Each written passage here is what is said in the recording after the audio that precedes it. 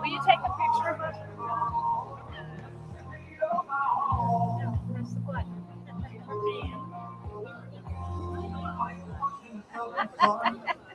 It's like we want to listen.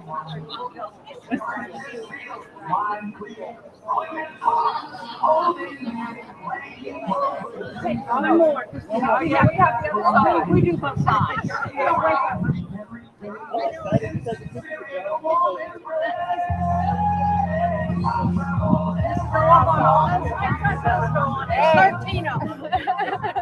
Thank you.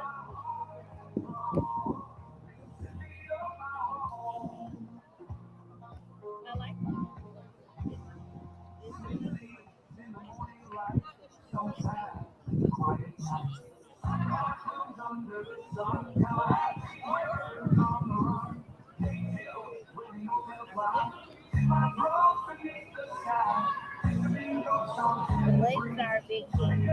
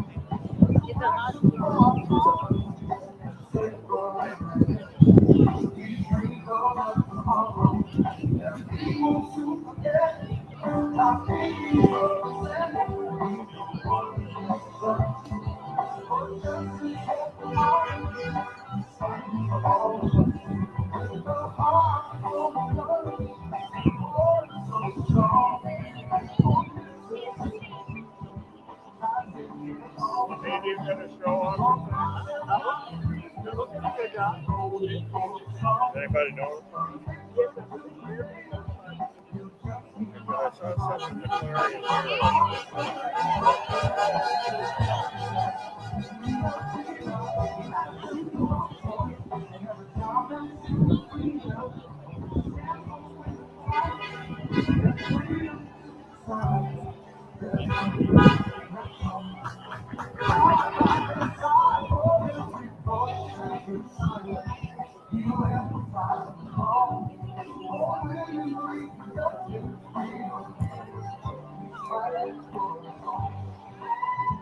Got that right. Thinking. Huh? That's my name. Thank you for your service. Yes, sir. Yes, sir. How you doing? I know exactly who you are. There you go. There you go, brother. Welcome to the fight. We got to do this. We have to. And I'll tell you what. That's what I learned.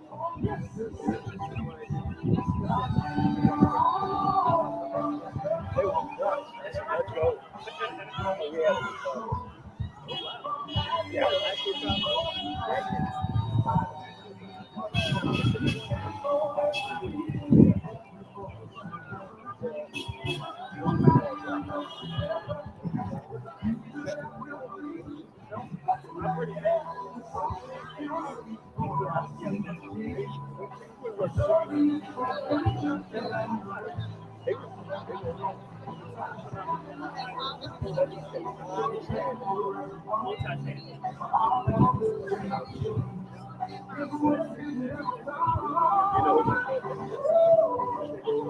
Lady right there.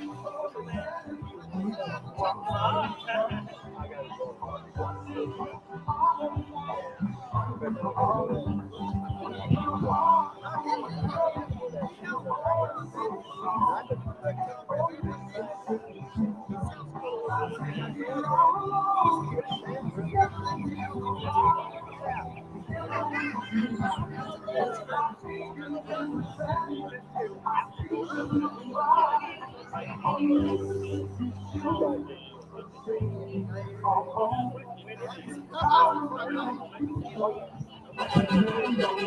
it help?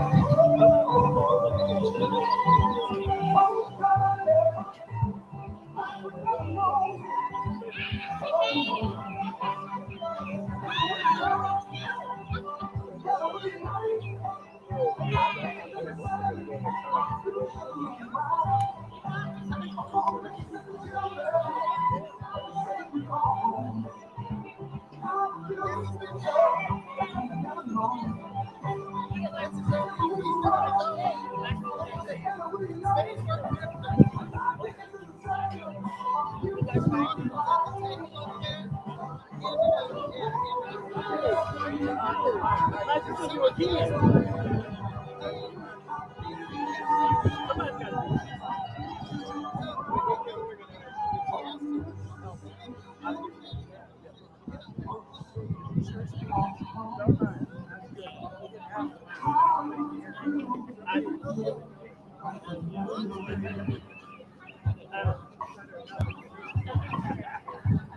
They told me, and I told them I'm going to bring something.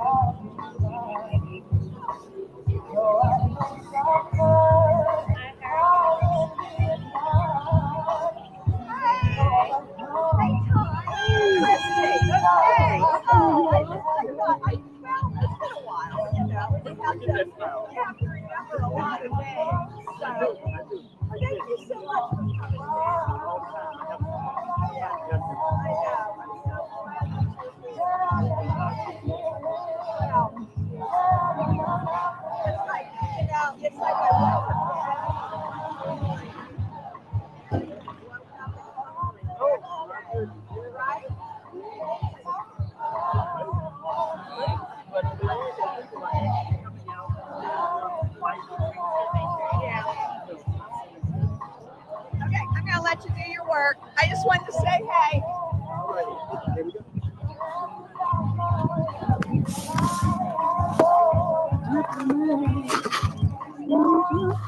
Are you gonna call everybody over when you Beverly start? is going to. Oh well, I was going to. Oh, you can. There you are. Hi, Beverly. Hi, Ty. Nice to see you again. Good to see you again as Yeah, I'm well. so glad that you're here. Signed up for you. I think when I start tapping the microphone, people will start turning around. Okay. Well. Okay. So glad. And what do you want me to say? Our 2026 senatorial candidate to replace Cindy Hyde. Yep, I can give you one of the flyers that has my whole little bio on it. Are you talking? I'm gonna introduce him.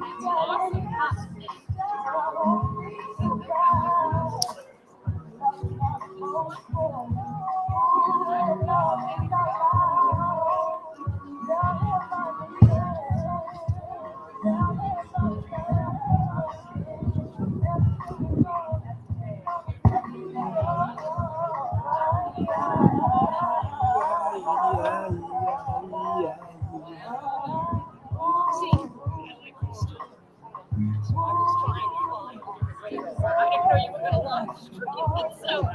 that's it.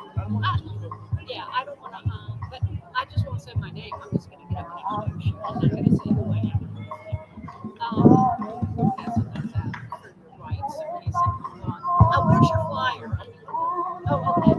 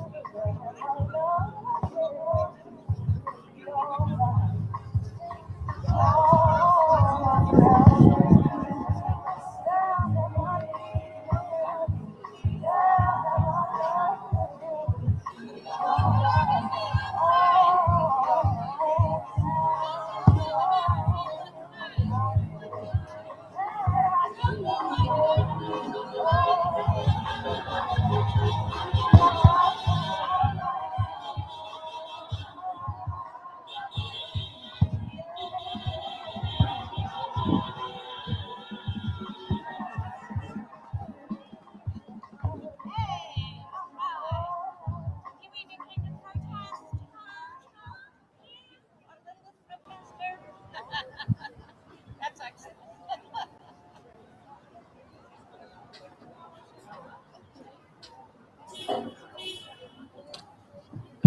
There you go. Yep, we're ready to rock.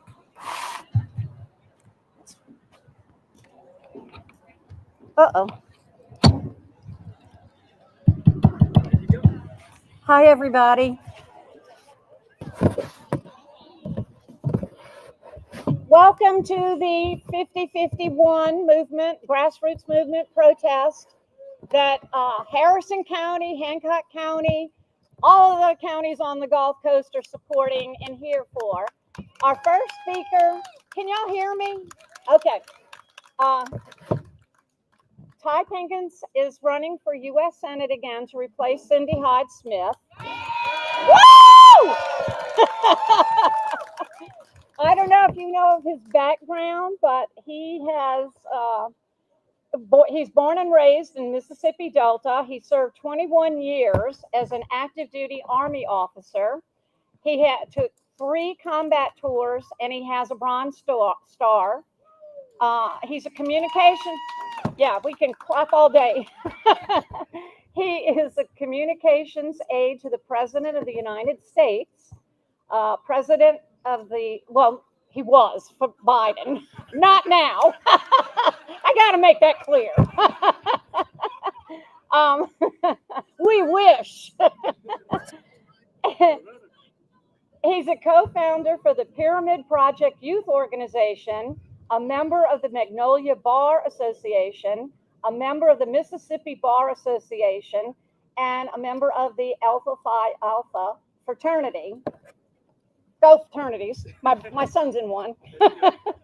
And his education, he has his BS in political science and from the University of Maryland, a law degree from Georgetown University, and Master of Law from Georgetown University Law Center.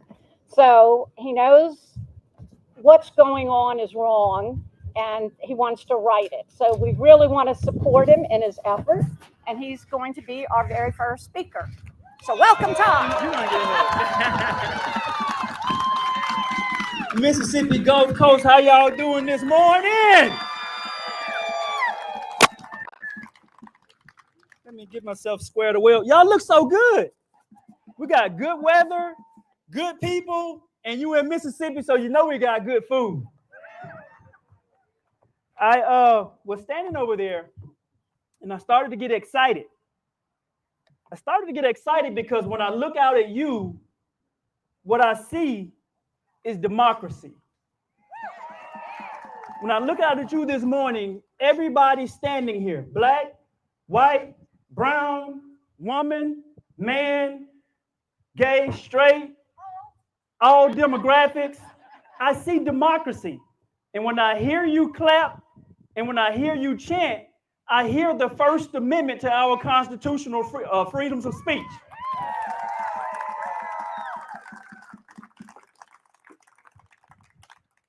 I want to thank somebody real quick before we get started. I want to thank the Harrison County Democrats and the Hancock County Democrats for all the good work that y'all do. Give them a round of applause. I also want to recognize Leah Campbell of the Mississippi Rising Coalition. Give her a round of applause.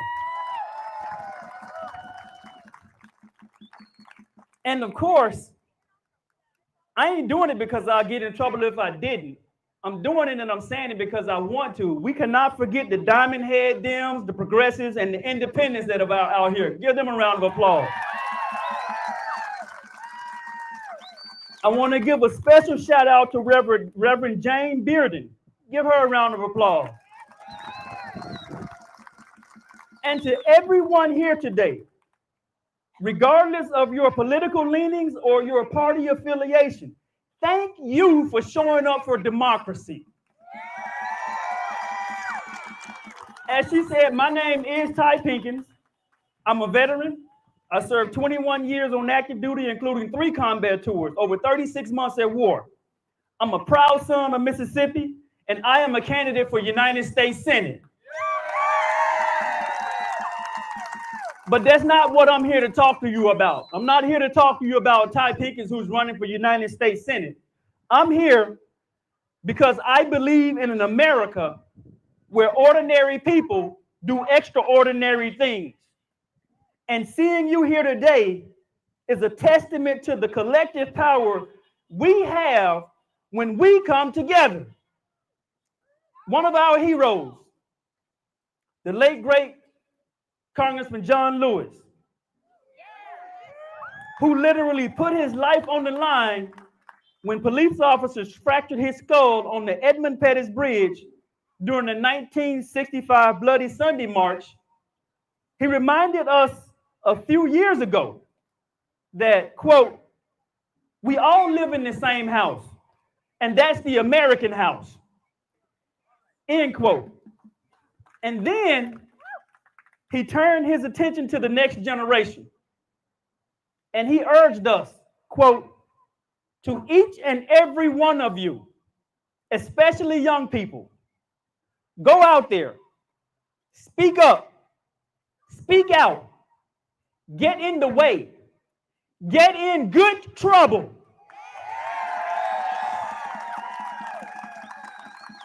He said, get in good trouble, necessary trouble, and help redeem the soul of America. These words from Congressman Lewis resonate with the people and the hope and the resilience that have guided our nation's progress for centuries. Today, inspired by that same spirit of good trouble, I want to revisit the very words that shaped our identity as Americans and reminded us of our shared responsibilities that binds all of us together in both purpose and action. I'm reminded of something that took place in September of 1787. During the sweltering final days of the Constitutional Convention, a 35-year-old lawyer from New York, standing firmly despite having just one leg, rose to speak. His first name was Governor. His last name was Morris. Serving on the committee tasked with drafting the final text of the Constitution, Morris took quill to paper, and he penned the very words that still defined our national soul. He wrote the preamble to the Constitution, beginning with these timeless words: we the people of the United States, in order to form a more perfect union, establish justice, ensure domestic tranquility, provide for the common defense, promote the general welfare, and secure the blessings of liberty to ourselves and our posterity, that's our kids, do ordain this Constitution for the United States of America. The three most important words in that preamble are, we the people. We the people. We the people. The very heartbeat of our democracy. It reminds us that our government derives its legitimacy from us, that we hold the power to shape our collective destiny, and that we bear the responsibility to defend our freedoms whenever they come under attack. Today, we stand here to protect that promise against those who would tear it down. Somebody say good trouble. Try it one more time because you sound so good. Somebody say good trouble.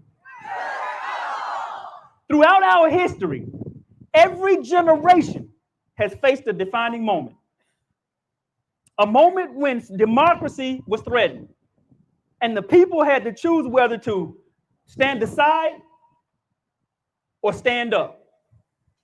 In 1776, the founding fathers declared independence from tyranny, risking everything to create a government of the people, by the people, and for the people. In 1863, Abraham Lincoln stood on the battlefield at Gettysburg and reminded a nation at war that democracy must not perish from the earth. In 1944, young soldiers stormed the beaches of Normandy to defend freedom from fascism.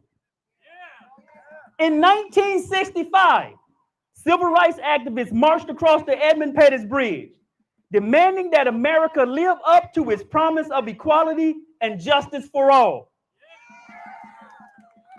Those dates clarify that the footprints along the long and winding path of our continued journey to create a more perfect union, those footprints was left by everyday Americans who refused to bow down to government overreach, who dared to stand up to injustice, and who got in good trouble. Our forebearers, shopkeepers, farmers, laborers, union organizers, nurses, teachers, suffragists, taught us that we the people hold the power to transform society when we refuse to sit down, when we refuse to remain silent, and when we refuse to give up. And now, our generation is being called. Our generation is being called. Not by history books, not by presidents or generals, but by the crisis unfolding before our very eyes. When they start messing around with our free and fair elections, somebody say good trouble. A democracy is judged by how it protects the voting rights of its citizens. Our journey to the battle box should be our proudest march. A salute to our men and women in uniform who paid the ultimate price to protect our rights. The bedrock of any democracy is the right to vote, unfettered, fair, and free from intimidation. Ours is enshrined in the 15th Amendment, ratified in 1870. The right of citizens of the United States to vote shall not be denied or abridged by the United States or by any state on account of race, color, or previous condition of servitude. Yet Donald Trump now targets the very heart of our electoral process. Through executive orders and public threats, he attempts to discourage and disenfranchise legitimate voters, discard legitimate mailed-in ballots, effectively silencing voters who follow their state's rules, to cut off federal funding and weaponize the Department of Justice against states that don't comply with his illegal election orders. Who out here has heard of the SAVE Act? I know you have. He's now strong-arming his friends of Congress to pass it. The House has already passed it. It's a dangerous show your papers law that forces voters to present original proof of U.S. citizenship in the form of a passport or birth certificate every single time they register or update their registration. They want you to show a passport or a birth certificate. This directly threatens the 15th Amendment, the 1965 Voting Rights Act, and the very spirit of the 19th Amendment passed on August 18, 1920, which finally gave women the right to vote.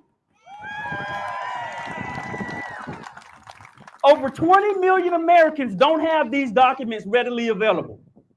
And that doesn't even include the millions more whose papers don't match their current names, like the many women who changed their last names after they got married. In reality, the SAVE Act doesn't protect democracy. It bulldozes decades of progress, slamming the door on voters who should be free to exercise their hard-won rights. And let's not forget Elon Musk.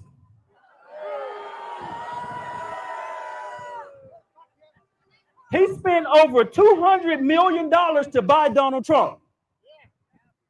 Just last week, he tried to buy a Supreme Court seat in Wisconsin for $20 million. It didn't work.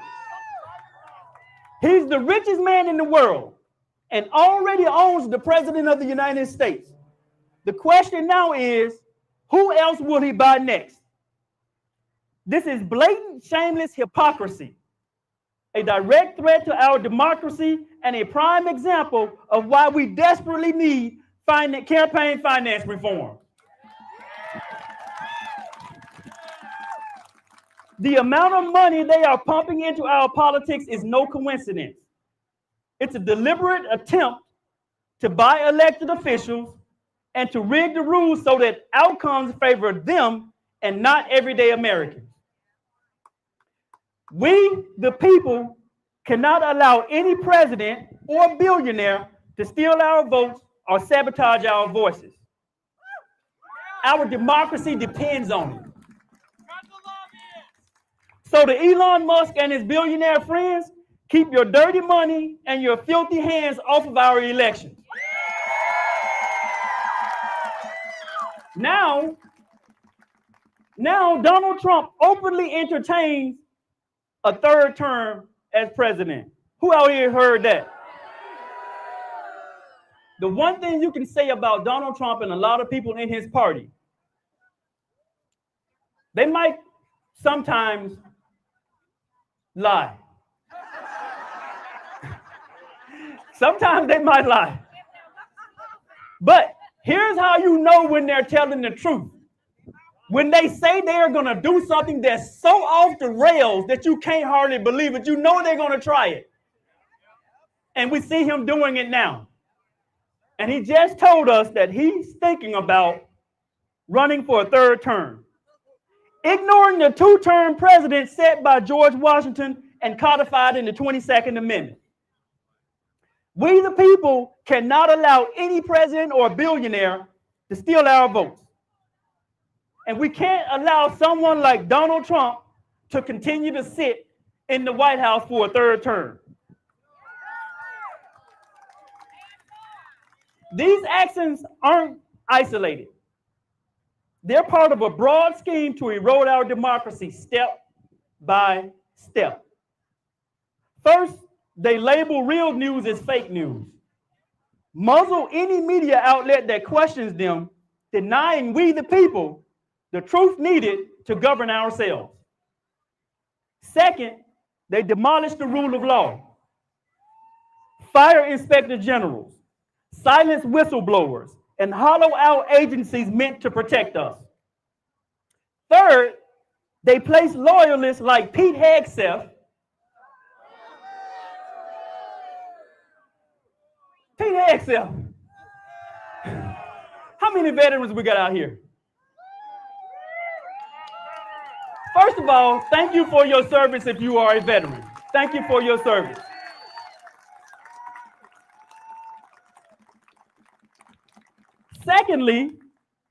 Secondly, do you know how many generals we have in the military on active duty right now with 30, 35 years of experience?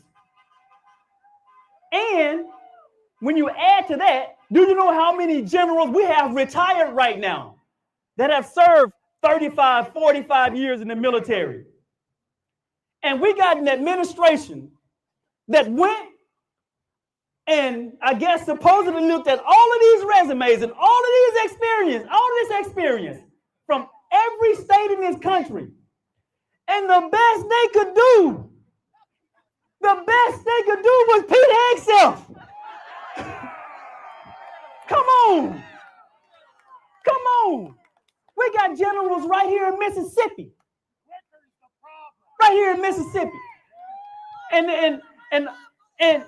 And I'm going off script right now because this is personal to me as a veteran. This is really personal to me.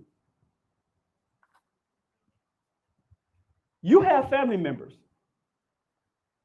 who fought in World War II, who died in World War II. You have family members that participated in the Vietnam and Korea conflict. You have family members who died in Iwo Jima. You have family members who fought in Afghanistan, the first Iraq War, and our Operation Iraqi Freedom. You have sons and daughters, Mississippi sons and daughters, that are in uniform right now, today. And I'm sorry if I get angry. You have sons and daughters that are in uniform right now. My son is getting ready to sign up. And we have an administration that look past hundreds of qualified generals to lead our troops and keep them safe and put a drunk in the head of the Department of Defense. We the people demand better. We demand better. And that's why I'm so happy to see y'all here today. But the third thing they do, they place people like Pete Hegseth in the top positions, ensuring the military answers not to the Constitution, but to a president's personal agenda. Finally, they hand over our cherished institutions, retirement security, healthcare, press, to wealthy cronies with no regard for public interest. Instead of allowing disinformation and unrest to dominate, we must restore domestic tranquility by strengthening independent oversight, preserving a free press, and demanding strict ethical standards for public officials. When they start messing around with our Social Security and Medicaid, somebody say, get in good trouble. Uh-oh. This lady right here is getting excited. Yeah, I like it. A country is judged by how it meets the needs of its most vulnerable people. Its most vulnerable people. Our leaders have forsaken the general welfare by slashing healthcare, education, and social programs, leaving the most vulnerable to fend for themselves. Over the past few months, the assault on our democracy and our livelihoods has escalated, targeting us, the people. Elon Musk, a billionaire with foreign ties to some of our longest adversaries, has inserted himself into the heart of our government. He calls Social Security a Ponzi scheme, and Social Security's recipients a burden, threatening the lifeline upon which over 71 million Americans rely for retirement, survivor benefits, and disability support. And it's not just Musk who's pushing these cuts in the name of efficiency. Commerce Secretary Howard Lutnick. So y'all know who I'm talking about. Howard Lutnick, a man with a net worth of over $2 billion and a 16,000-foot square mansion, recently suggested pausing Social Security payments. Wait for it. Pausing Social Security payments. And whoever complains, in his eyes, must be a fraudster. let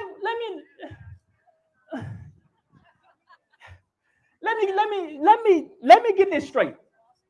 Let me get this straight.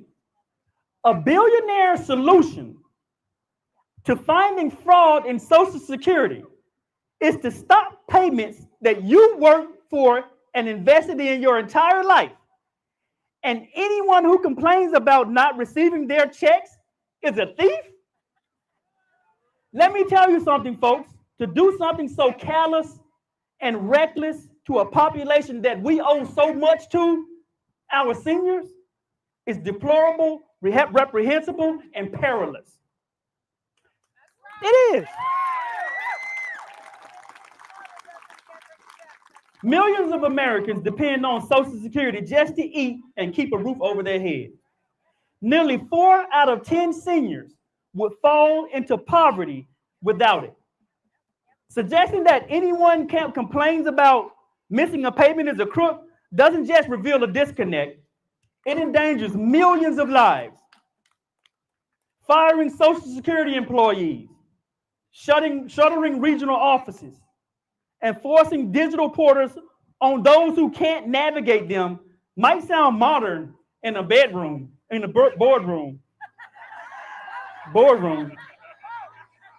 It might sound modern in a boardroom, but it means that grandma and grandpa lose the checks that they've earned. And if they speak up, they're fraudsters.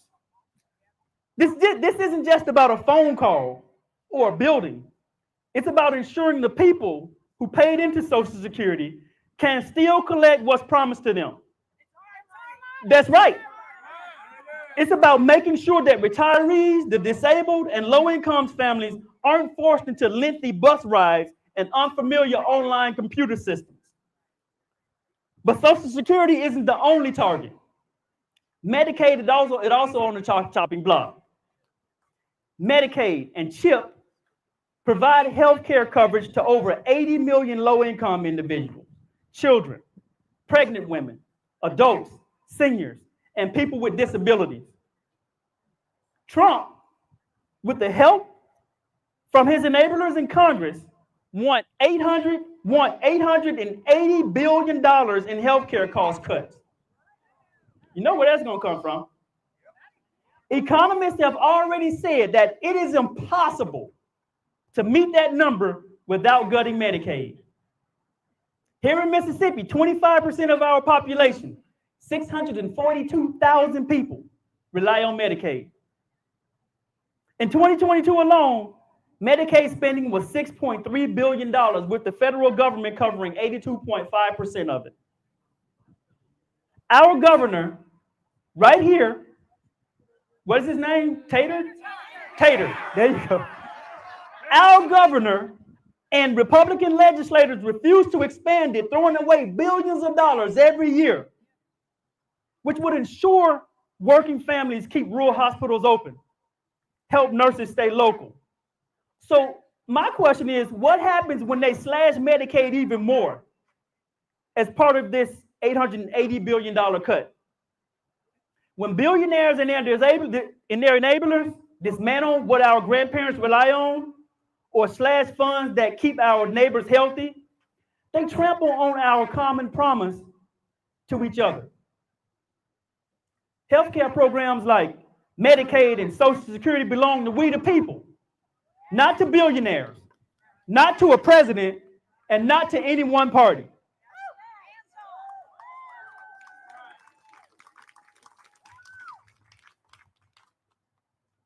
So when the administration tears down what the vulnerable need to survive, we the people must stand up. And I say to Elon Musk, people who call Social Security Administration's 1-800 number to get help and complain about late or never received benefits are not criminals. Social Security is not a Ponzi scheme. And we should not be making cuts to Medicaid. Instead of letting our Social Security net collapse, we must protect them fully by funding Medicaid, strengthening Social Security by making billionaires pay their fair share, and expanding healthcare access to everybody. When they start messing around with our economy, somebody say get in good trouble. Are our leaders actually preserving liberty for future generations, or are they saddling them with authoritarian threats and economic devastation? Donald Trump, a few weeks ago, might have been last Wednesday, Donald Trump last Wednesday had the audacity to call his tariffs Liberation Day. I know. Liberation Day for who? Liberation for his wealthy friends? Liberation for folks like Elon Musk and his billionaire buddies? Because it's certainly not Liberation Day for farmers, factory workers, or everyday Mississippians living right here on the Mississippi Gulf Coast. According to economists, Americans will pay, get ready for it, $6 trillion for Trump's tariff taxes. What's liberating about a dumb tariff war that costs everyday Mississippians an estimated $5,200 a year? That's $433 a month. Who here has an extra $433 just laying around each month to throw away? I know I don't. I got a 17-year-old that is greedy. That boy will eat anything. Anything. I'm surprised we still got eating utensils in the house and he ain't ate that. Trump's tariffs represents the largest tax hike in nearly a century, on par with the disastrous, you heard it, Smoot-Hawley tariff of the 1930s. Who's heard of the Smoot-Hawley tariff? I think one of the fascinating things about today is that we're learning so much about our democracy, one, and we're learning so much about the mistakes that we made in the past. And unfortunately, we're watching ourselves run straight headlong into some of those same mistakes. The Smoot-Hawley taxes of 1930, which plunged the United States deeper into the Great Depression. And now history threatens to repeat itself, dragging Mississippi along for the painful ride. And trust me, when I tell you, with Mississippi and the recession, the ride will be painful. Y'all know what I'm talking about. Y'all know our beloved state. We're always who in here is sick and tired of our state always being the last state to do the right thing? Who is tired of seeing the newscast where they say Mississippi is 50th in that and 49th in this?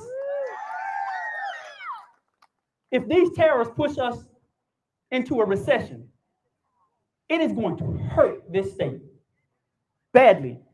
Yes, agriculture is a huge driver of Mississippi's economy. That is a fact.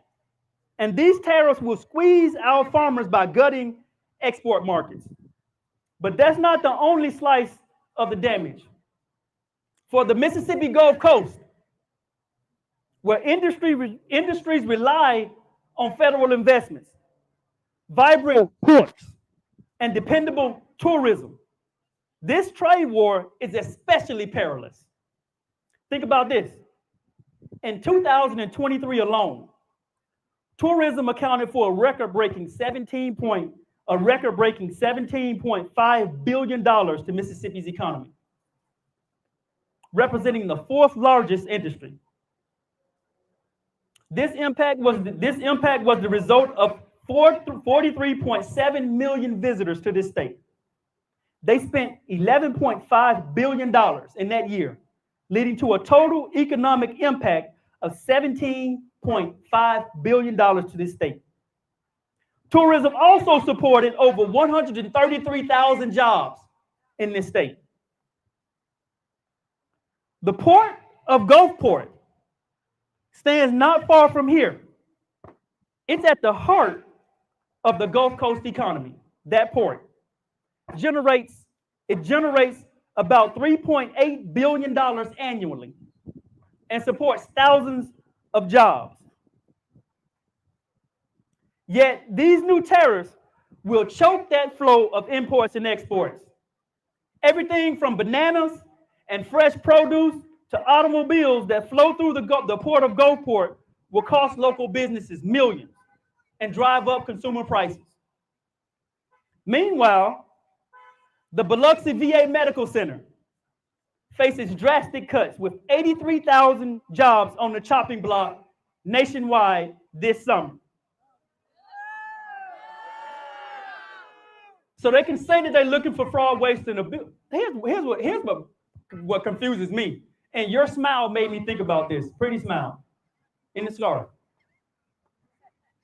They say they're looking for fraud, waste, and abuse. Isn't it ironic, perplexing, that the people that are looking for fraud, waste, and abuse are all billionaires? Isn't that fascinating? All the people that are looking around with the spotlights and the flashlights and the whistles, they're all billionaires that are saying that you are a fraudster. Yeah. The losses that tariffs will have on the Gulf Coast don't just affect veterans and retirees who rely on the VA for vital services. They also reduce the customer base that keeps Gulf Coast retailers, restaurants, and service providers afloat. When federal jobs disappear, the ripple effect slams into local economies. Federal projects along the coast, shipyards, Keesler Air Force Base, the VA hospital, have historically infused hundreds of millions of dollars into this local economy.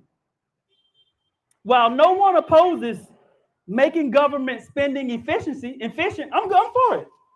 I'm for making government spending efficient. It helps all of us.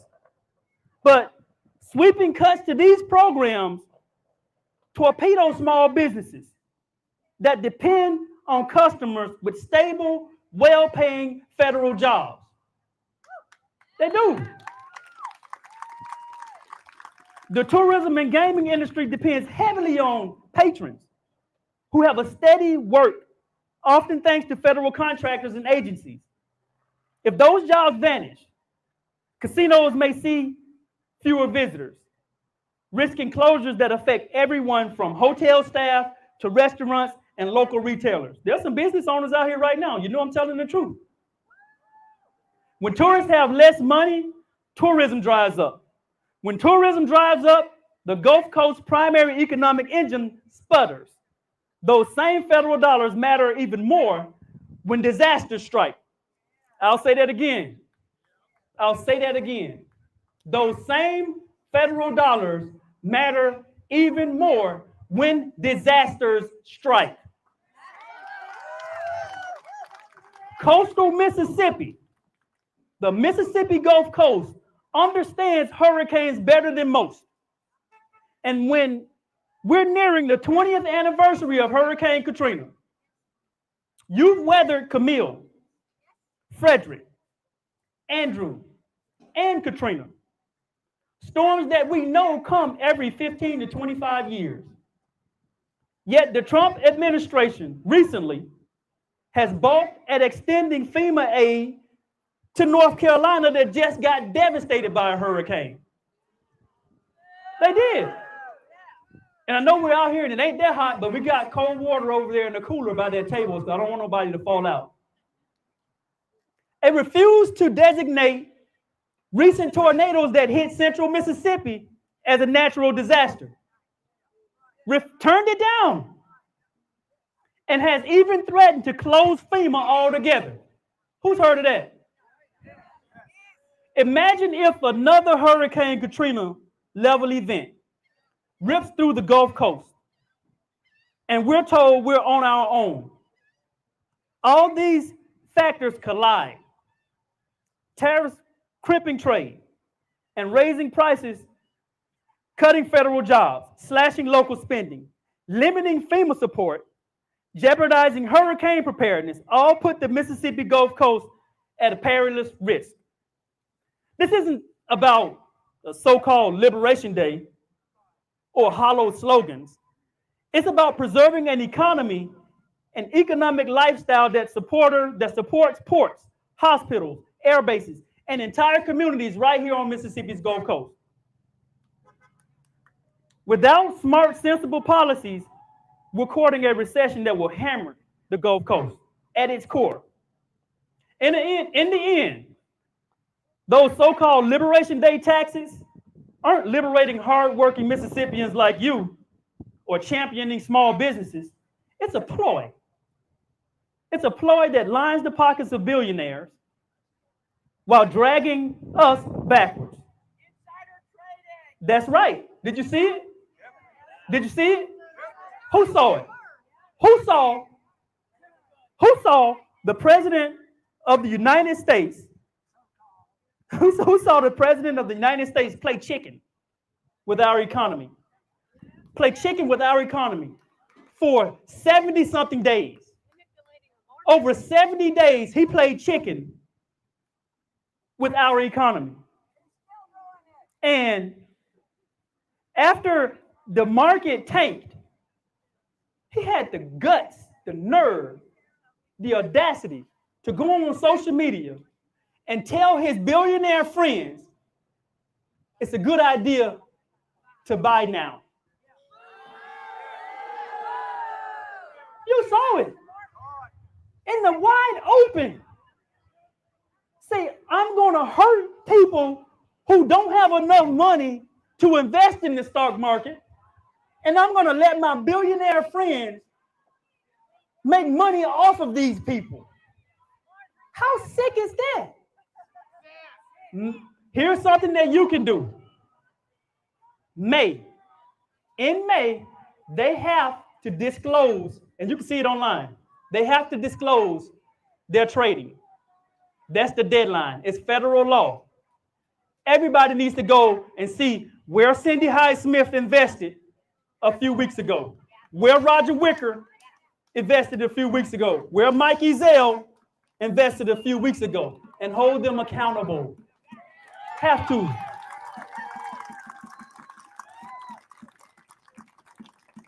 When they attack the very checks and balances that literally hold our three branches of government together, somebody say get in good trouble.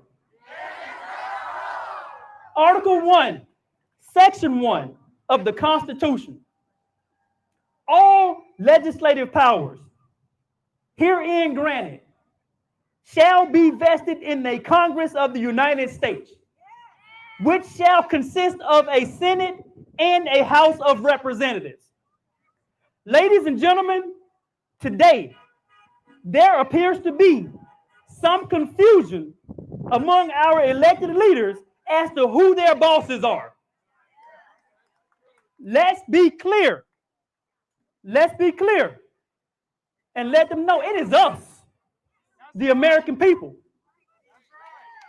It's us, the American people, not Elon Musk, not Donald Trump, and not some wealthy billionaire.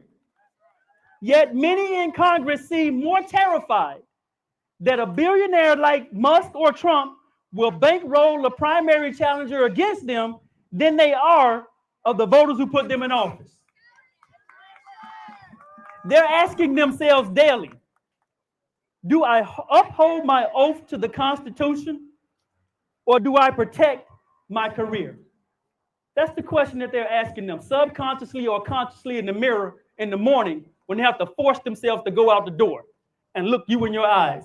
They're asking themselves, do I uphold my oath to the Constitution, or do I protect my career? If they are more afraid of losing a primary challenge than they are of betraying we the people, they're not fit for office. If the fear of one man, Donald Trump, has paralyzed them from doing the very job we paid them to do, they are not fit for office.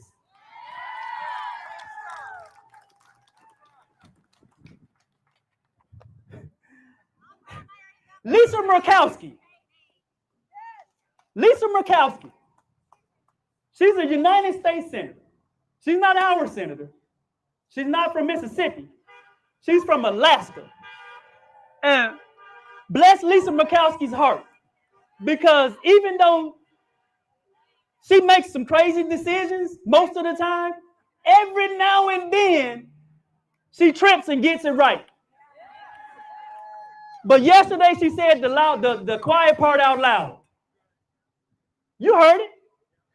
Yesterday, Lisa Murkowski said on national TV that, quote, we are all afraid. And we being all of those elected officials sitting in Congress. All of them. I just quoted you Article 1 of the First Amendment. The three branches of government. It's called checks and balances for a reason. Checks and balances for a reason.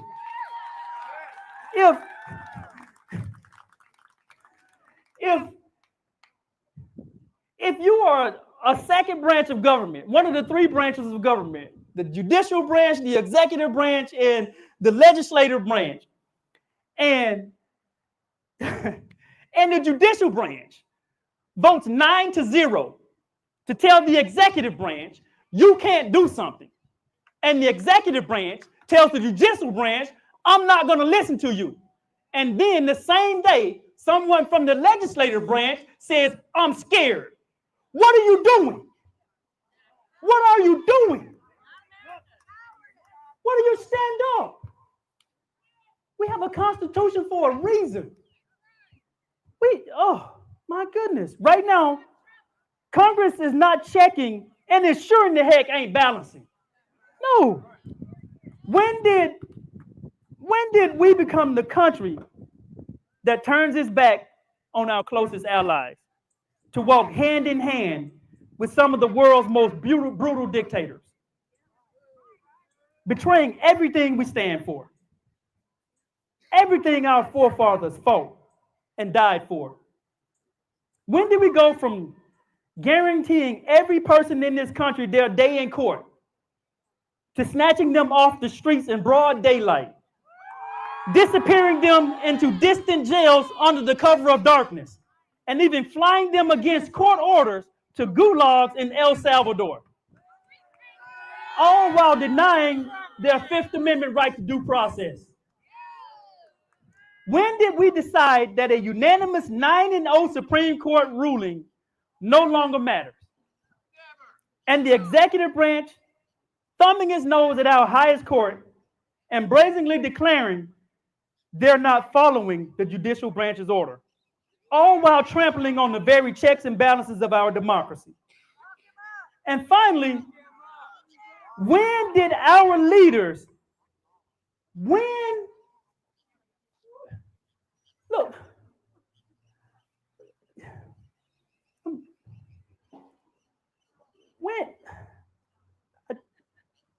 I was on a plane about 20 years ago. I was on an airplane, and I had just finished my first tour in Iraq. When I joined the Army, I raised my right hand, and I swore an oath. And it makes me emotional.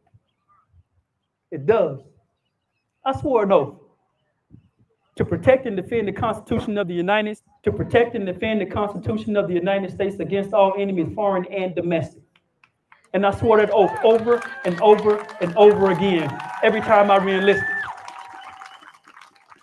But I went to Iraq, my first of 3 tours in Iraq. It was in the early 2000s. And my contract with the military ended in the middle of the war. And I had 6 months left to go with no contract. Well, I knew I wasn't going home, but I knew I had to finish that tour. And the re-enlistment guy would come up to me every day I wasn't out fighting. We were back on the base behind the wire. He'd come, Sergeant Pinkins, you ready to re-enlist? And I said, you know what? I just don't know. I don't know if I want to stay in or not. I might want to get out and finish my education.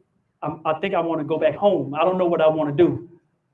And 6 months passed, and we got ready to leave. And I got on a plane, a military plane to leave Baghdad, fly back to Frankfurt, Germany. We were 30,000 feet in the air. And I was thinking, what do I want to do with my life? And at that moment, I realized I was exactly where I wanted to be. And so I tapped the reenlistment guy on the shoulder. And I said, let's do this. And 30,000 feet in the air, he tapped our commander on the shoulder. And they stood up. And some soldiers stood up. And they got an American flag. They got an American flag. And I raised my right hand. And I swore that same oath on that aircraft, 30,000 feet in the air. And that's the proudest moment of my life. The proudest moment of my life. And that's why this sentence is so hard to read. When did our leaders stop honoring the very Constitution they claim to uphold and defend? When did they do that? And who among us is willing to stand up to hold them accountable, reaffirming its purpose for all Americans? Make good trouble. Donald Trump may believe he's above the law. He isn't. He may think he can violate the Constitution. He can't. And the reason he can't is simple. We the people say he can't. We the people say he can't. This fight transcends party lines. It's about preserving a government that reflects the will of we the people, not the whims of billionaires or an aspiring autocrat. The founders created checks and balances because they knew unchecked ambition destroys freedom. But those checks only work if we the people stay vigilant, because no other savior will step in if we don't. Right now, Trump and his allies are probing for weaknesses, testing whether we'll notice, whether we'll care, and whether we will respond. Our answer must ring loud. We do notice, we do care, and right now, you standing here, we are responding. This is personal. This is our grandparents' Social Security, our children's safety, our own ability to vote and have our votes counted. It's about ensuring that no one, no matter how powerful, silences our voices. We the people stand here today to say enough is enough. For God's sake, impeach him, convict him, and throw him out. This is our moment. This is our fight. And like generations before us, we the people will not back down. When King George III sought to rule over us without our consent, everyday people, farmers, artisans, merchants, and laborers stood up and fought for a new nation, one founded on liberty, justice, and the power of the people. When Abraham Lincoln warned us that a house divided against itself cannot stand, everyday people took up the cause of freedom, marching, sacrificing, and uniting to preserve this republic. When fascism threatened the world, everyday people like you stormed the beaches of Normandy, determined to defend democracy from tyranny.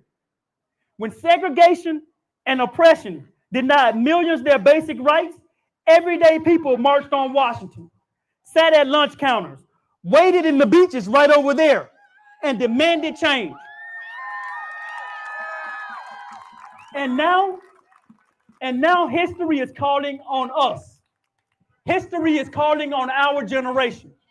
History is calling on you, your children, your grandchildren, your aunts, your uncles, and your neighbors. History is calling on veterans and members who are serving. History is calling on that nurse down the street, the teacher next door.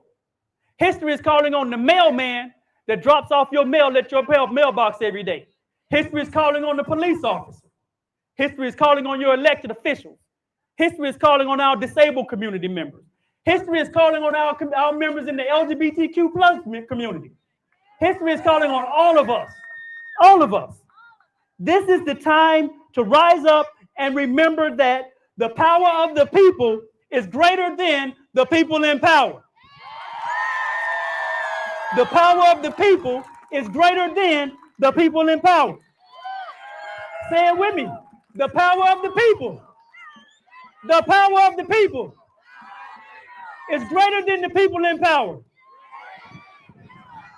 The power of the people is greater than the people in power. The power of the people is greater than the people in power. One more time. The power of the people is greater than the people in power. So now I ask you this. Will we, the people, allow Trump, Musk, and their cronies to rewrite our Constitution to serve their greed?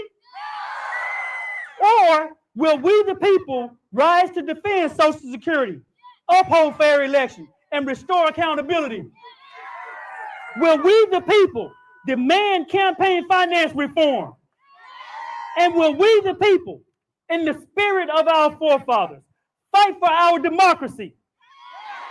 Then let's stay united, as generations before us did. Let's mobilize, speak out, march, vote, demand our leaders protect our democratic principles. As we stand here today in Gulfport, Mississippi, let this day testify to our resolve that we are not powerless. We are not few. We the people.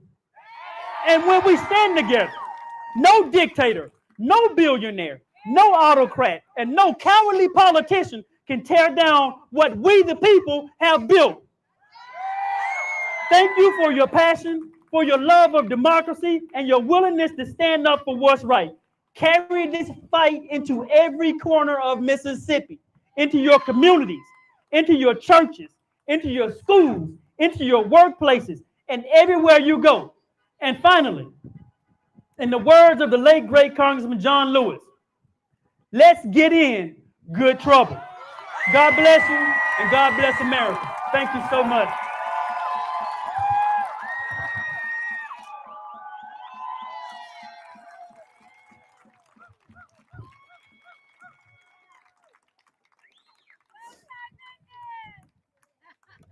Also, we have sign-up sheets to volunteer for my campaign on that table over there if you want to sign up. I think you were ahead. Thank you again. Thank you. Thank you for coming and doing Absolutely. work. Oh, here you go. Spending the day with us. And anybody that Go. we're gonna leave that on because she may bring somebody else. This is Oh no, No. campaign manager. oh, so listen. This lady, I don't know if you're familiar with her. I know She it. is That's why I kept a lady staring at from back in you. the '60s from Hattiesburg. Okay. Fannie Lou Hammer. Yes. Okay. It would be nice if maybe through the summer. we do this real spoke quick about before her, you know, to help pull the women vote? Because she did important stuff, big time. So. All right. Thank All right. you. Have a good day. Do this picture real quick when Okay, you get done. Thank you for letting me take a picture with you. Thank you. Thank you. I appreciate it. I really loved your speech. It was awesome. Awesome. Wanted to shake your hand. I heard Cindy Hyde Smith speak on Wednesday night. She said they're having so much fun in Washington. So I'll email you the recording. Oh, because wow. It's wild, but yeah, I appreciate it. She wants to get a picture. Okay.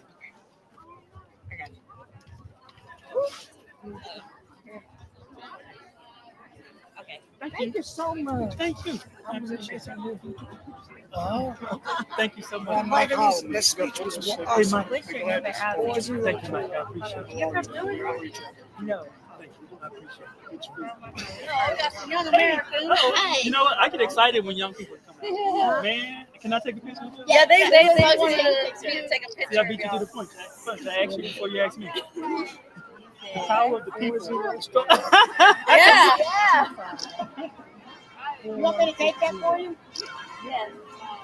Thank you. All right. Thank you, baby. I'm gonna put it on. All right. I'm gonna take a couple. He just disrespects all the He You know it. disrespects You know. everybody. Thank you. Thank you. Thank y'all for letting me take a picture. Thank you, Ty. Thank you. I appreciate you. 45 years civil servant, retired 19 days. And I've had to do So you know what I'm talking The about? lady up there told me to come and ask you where the office is here in Gulfport to get like signs and stuff. Oh, So if she can, hold on one second. She Just said turn that all all these the marks. signs from you are gone. So yeah.